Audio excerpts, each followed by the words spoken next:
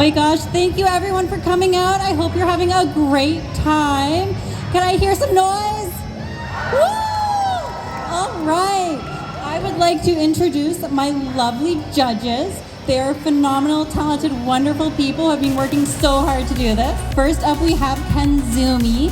Kenzumi is an ICG master cosplayer, judge, and panelist whose dedication and skill have earned her numerous awards, both for exemplary craftsmanship and captivating performances. Her passion has led her on to numerous prestigious international stages, including Masters of Cosplay, Cosplay Central Crown Championships, and the World Cosplay Summit Preliminaries. What sets Kenzumi apart is her relentless pursuit of creativity and attention to detail when translating characters from fiction to real life. She takes great delight in elevating her designs through the inclusion of unique embellishments such as intricate beadwork and cutting-edge electronics. Her commitment to craftsmanship goes hand in hand with her advocacy for sustainable cosplay practices, as she actively promotes the reduction of waste and impacts invaluable lessons on ecological sustainability within the cosplay community.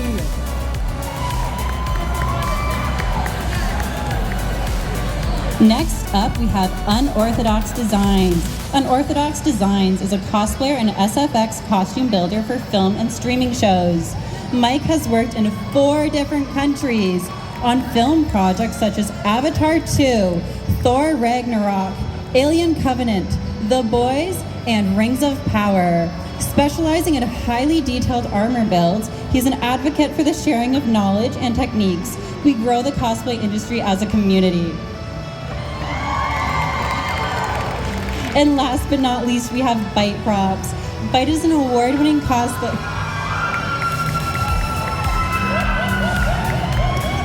Bite is an award-winning cosplayer known for crafting intricate costumes through foam work, 3D printing, sewing, and integrating LEDs into their designs. She's been on stages such as Masters of Cosplay and the World Cosplay Summit Team Canada Preliminaries. In addition to her stage presence, Bite is a dedicated panelist, having led over 10 panels in the past 2 years, and a YouTube creator focused on educating and inspiring others in the cosplay community. Bite's passion for combining creativity, storytelling, and craftsmanship drives her to continually push the boundaries of cosplay and inspire others in the community.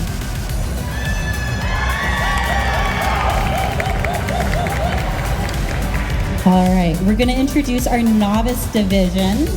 So we're going to have our judges leave the lovely stage. Thank you so much for coming up. Let's give them a large round of applause.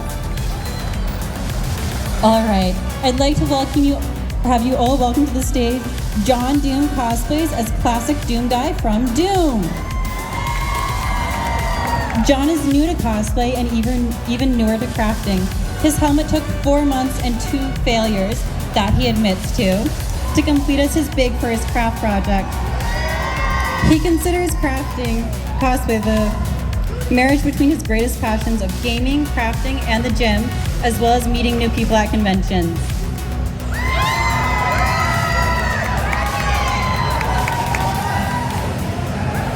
Thank you, John. Next up, we have Starlight shimmering as Koto Sensei from Assassination Classroom. A teacher who's fast and yellow? I wonder who that is. He's a killer who loves sweets? OMG, is that Koto Sensei? The best teacher in the world? This cosplay is handmade with love and sweets, and if you're wondering how the legs are connected, it's by wire. Anyways, Koto Sensei is off to a new adventure. Next, you may remember this familiar costume from conventions such as Fan Expo and Anime North Halloween, but this time he's back with a new and improved costume. Yep, that's right. Making a comeback from his big debut, causing technical difficulties to every computer he interacts with, he's Glitch 2.0.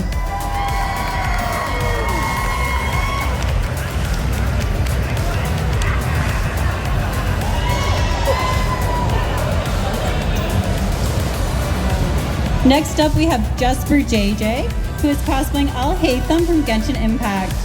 Jesper JJ has embodied Al Haytham's characteristic brilliance with this stunning cosplay, completed in only 6 weeks and featuring over 1,000 hand-sewn beads.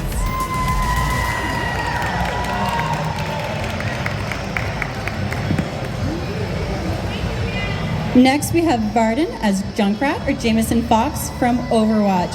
Today's a good day for some mayhem. This cosplay is almost 8 years in the making, as they have been trying to make it since 2017. The leg, arm, and props were all built with foam and cardboard and sculpted by hand. This is also Varden's last convention in Europe before last convention in Canada before moving back to Europe. You're scaring me. Thank you, Varden. Next up, we have Kassan as Yamato from One Piece.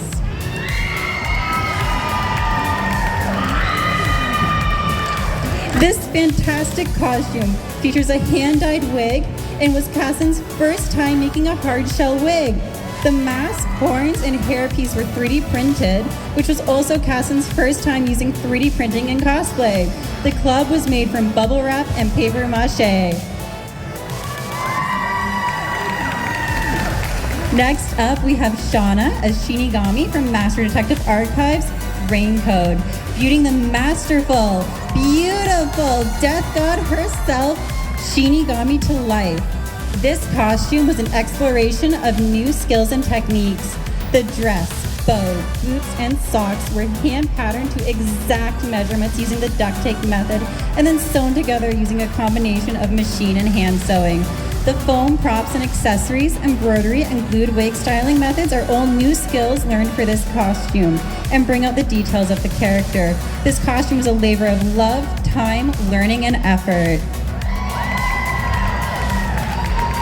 Now we have En-chan as Cirque from Epic the Musical.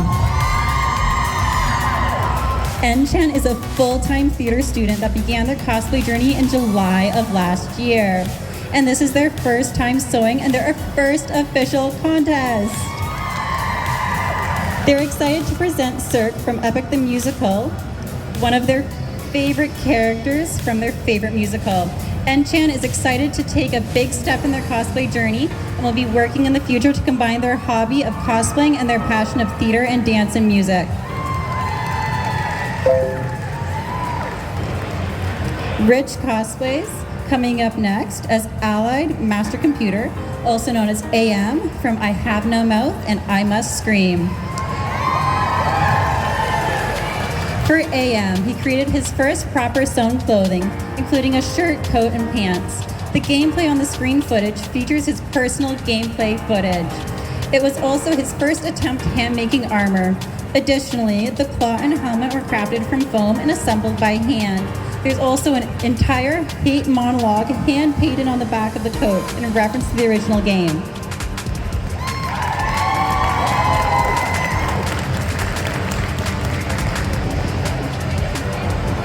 Now we have Pyrite as Venom Snake sneaking suit from Metal Gear Solid 5.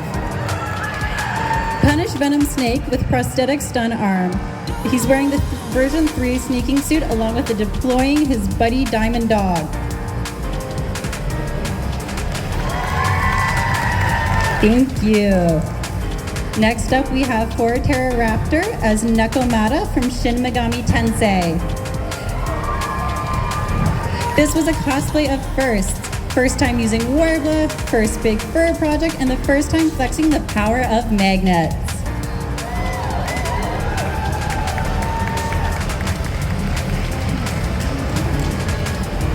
Next up, please welcome Zero Mise as Ayane from Dead or Alive.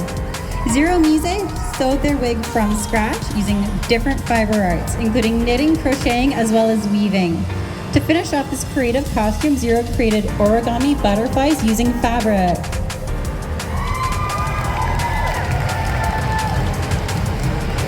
Now we have Teely as Megara and Judai Ramen as Zagreus from Hades. These month-and-a-half long builds utilize skills from wig styling, foam work, 3D printing, and sewing.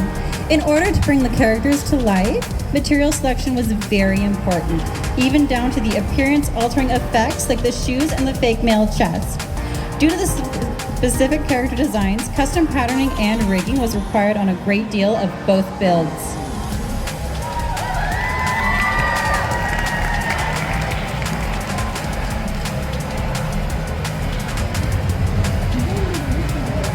Alrighty, next up we're gonna have our Journeymen division. And up first, we have the lovely Namchan Cosplay as Ice Pokemon trainer Hatsune Miku as Project Voltage, which is a collaboration between Pokemon and Vocaloid. This is Namchan's first time making a wig from scratch, creating a hard shell top for the base, and the bangs and pigtails are EVA foam covered in holographic vinyl. The bodysuit, gloves, and sleeves she patterned herself, and the jean pattern was created by deconstructing an old pair.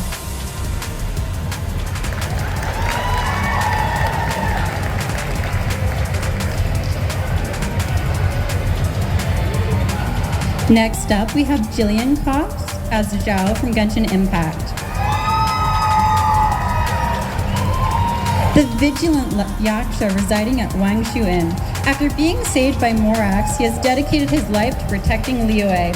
This cosplay features lots of different fabrics, including many secondhand resources, to add subtle texture along with hours of hand beating and satin stitching.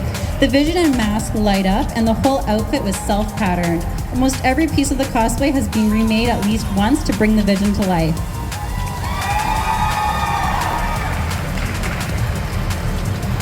Now we have Badebar Koss as Freerin and Arayuna as Fern. From Freerin, Beyond Journey's End. After a long day of searching for magic books and grimoires, Freerin and Fern are on the hunt for somewhere to rest. Look, here they come now! There's Freerin's apprentice Fern and... Hold on.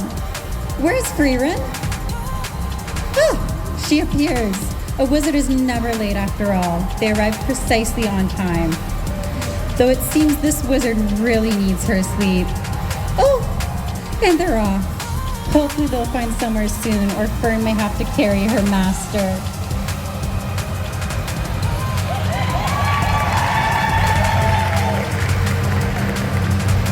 Please welcome Kirnioni as Perona from One Piece.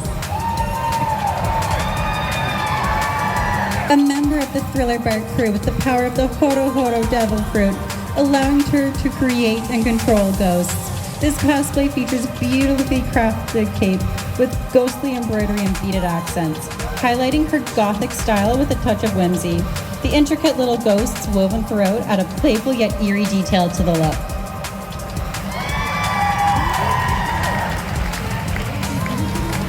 Next up, we have Koba Nova as Captain Eustace Kidd, post-Shanks the first time, from One Piece.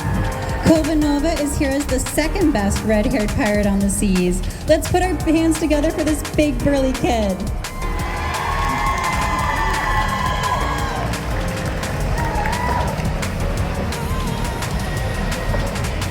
Next up is What the Girlfriends as Gideon Nav and Harohog no Najmi Simus from the Locked Tomb.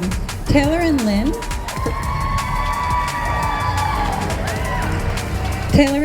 from What the Girlfriends have been cosplaying together since 2016. These cosplays are their interpretations of Harohog, Nona Jessimus, and Gideon Nav from the Locked Tomb book series from Tasman Mura.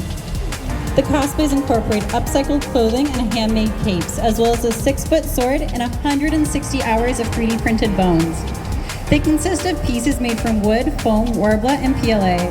These cosplays were completed within 1 month and utilized skills such as sewing, vinyl cutting, 3D printing, weathering, sanding, painting, woodworking, and foam smithing.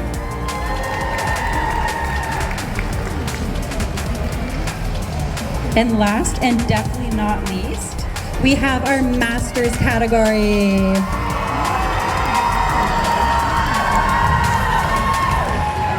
Here is Kero Kurino as Turbo Hero and Tenya Ieda from My Hero Academia. The entire costume, from top to bottom, was all custom patterned, sewn, soldered, and made by hand. The mufflers on the calves were even made to activate and replicate Ingenium's iconic move, Replico Turbo.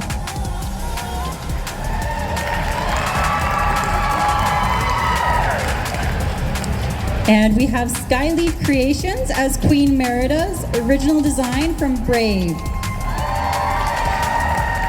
This tartan was hand woven on a loom by Casey. Much like Scotland itself, The Dunbrook tartan is set against the ocean blue of the North Sea. The deep scarlet represents the family's reverence for its own history and the bloodshed during the battles between the clans.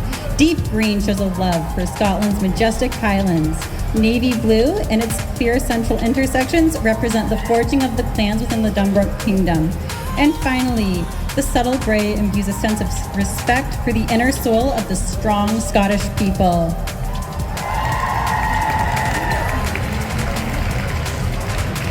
Now we have Raven Glaister as Mei from Jujutsu Kaisen.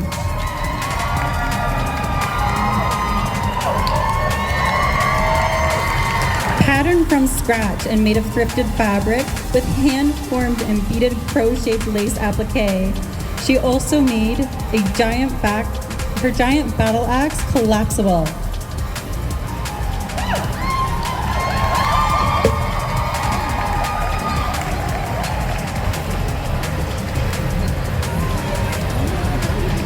Please welcome a strange crow as Victor from Arcane. The crutch for this costume was made in a way that is not only a prop, but also a mobility aid. The quilted vest and collared shirt were crafted from thrifted fabrics and painted ribbon.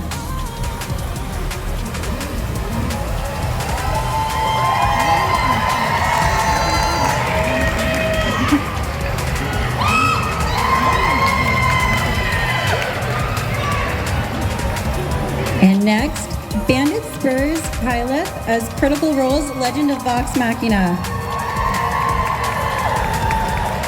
Having been an avid critter since the early days of Campaign 1, Bandit's always held an affinity to Kyleth because she herself is also an awkward druid main.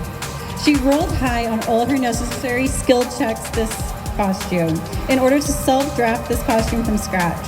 Opting to go with a slightly desaturized color palette for this cosplay, she wanted to emphasize a design that was more grounded in nature. But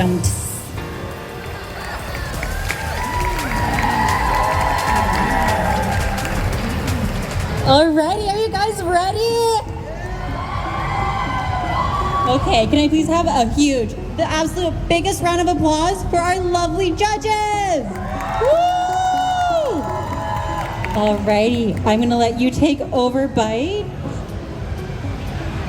Are you guys ready? First of all, can we get a big round of applause for everyone that went on the stage?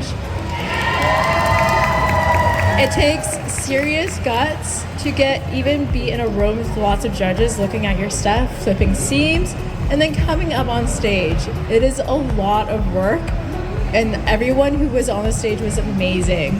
So let's give it up to everyone. So, we're gonna start with the judges' awards. So, let's start with Kenzie. I will gladly go first because I'm quite excited for my judges' award. I have to tell you, in my opinion, what makes a good cosplay is research. Research. Looking at things like the techniques you want to use, the style of fabric that you want to do, and especially if you're doing something like a historical, one of my favorite types of costumes, you want to know how they made that back in the day and the things that they would do. So when I heard terms like sashiko stitching, komahiriko, I just knew I was in love with this cosplay. So my Judge's Choice Award is Zero Mizi as Ayane from Dead or Alive. No, it's in person.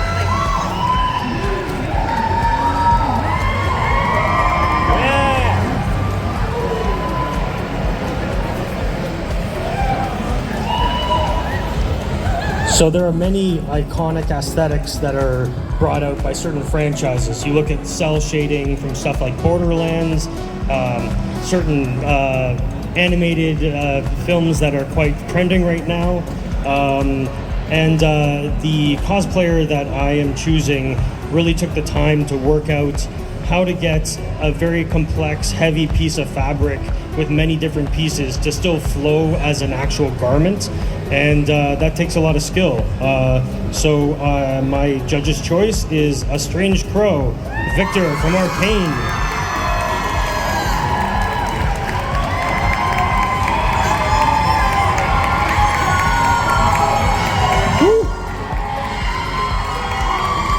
Well done, well done.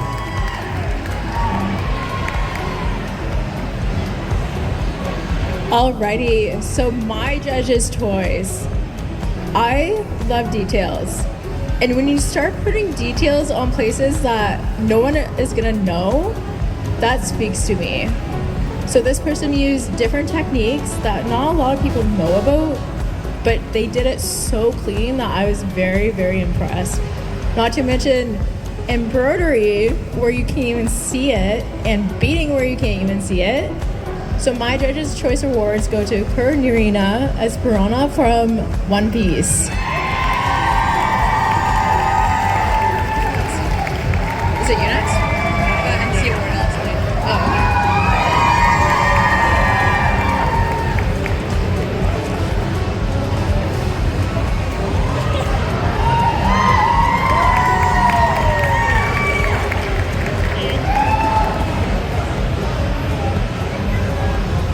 All right, so as you know, we took a long time because we had a lot to deliberate, and there were so many opinions and just so many amazing cosplayers that we decided to add in a extra award just so we could give out more.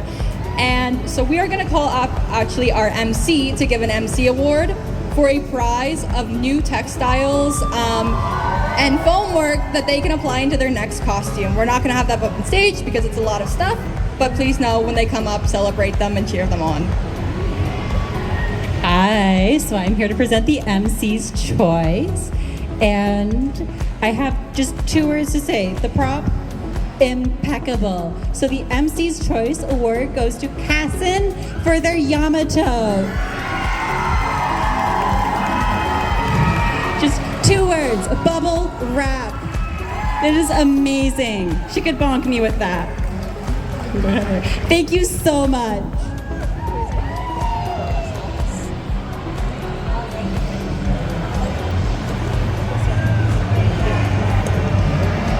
And now for Best Sewing. And there was a ton of contestants that really showed up today and really did a quality job, made sure that all their seams were nice and clean, that their hems were properly done. And it took us a long time to figure out. There's a lot of clean work. But at the end of the day, there can only be one winner, and that is Raven Glaister, May from JJK.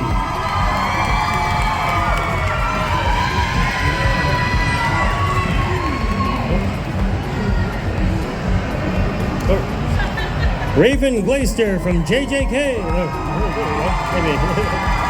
Yeah!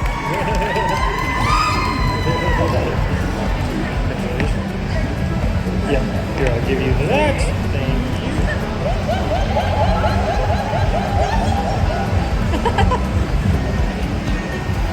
Alrighty, and I am doing Best Armor. Armor is very difficult to get very smooth and very clean. And this person, so smooth, all the edges were done. The ombre effect that they use with the spray gun, like absolutely perfect. So my award goes to Pyrite.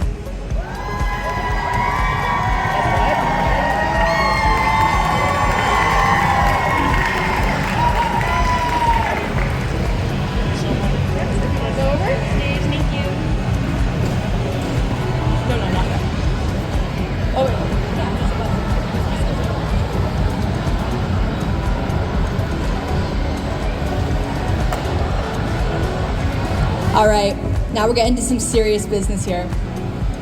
We're gonna start it off with our best novice. All right? Here's the thing. If you heard anything from my very, very, very long spiel introducing me, if there's one thing I hope you took away, it is that I am a huge fan of sustainability. Costuming can be very expensive, so bad for our planet depending how you're using your materials, but this person, wow. It was all scraps, and if something was bought, it was something that they had previously used, or it was from the dollar store, and there was nothing left behind. They spent under $150 on this costume. When they told me that their armor was made from cardboard, I was like, excuse me?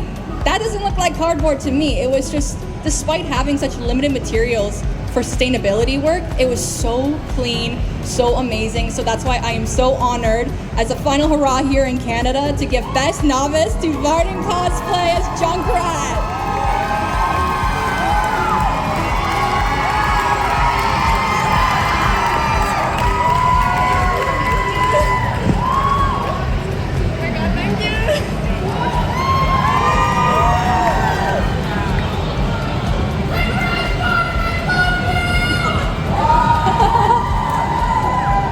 Okay, next up is Best Journeymen.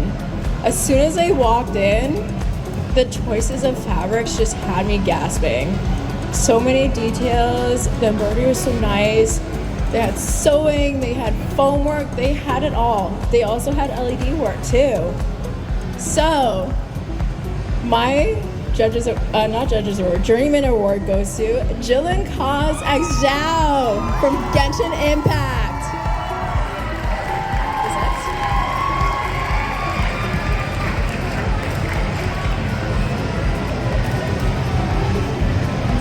So the Masters category is always a hard one. You're often dealing with people that are at or sometimes above your skill level, a breadth of different techniques, materials, skills, and just the ability to look at a costume not as a series of individual components, but as an entire engineered system that has to fit on a human body. And that's a difficult thing to pull off without it completely falling apart or having wardrobe malfunctions. And the winner here, we really were impressed with her ability to pattern everything out, to be able to understand textiles and how they work together as a full garment. And our winner for Masters is Bandit Spurs, Keyleth from Critical Role.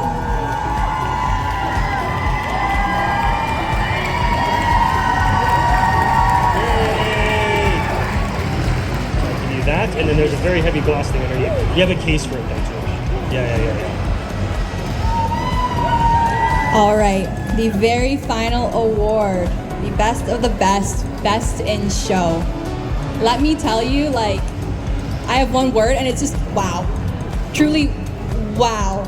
I'm desperately flipping seams, looking for something wrong, and it's impeccable. And there were so many different techniques and work and effort, and I was like, this seems like years of work. It was just so stunning, so amazing. I now need to buy a loom because I want to make what they make. So I am so happy to give Best in Show to Skyleaf Creations as Merida from Brave.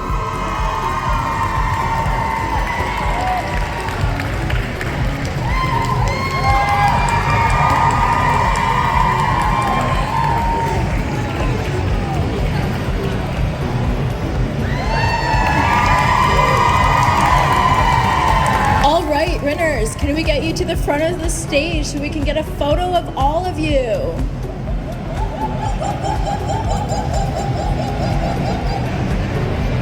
Up, let's go guys!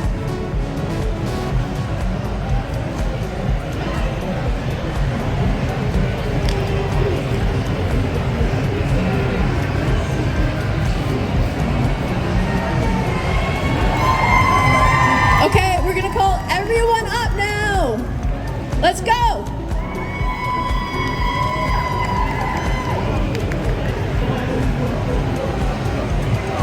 We have to. We did it last time. The people in the front, can you go down? Thank you.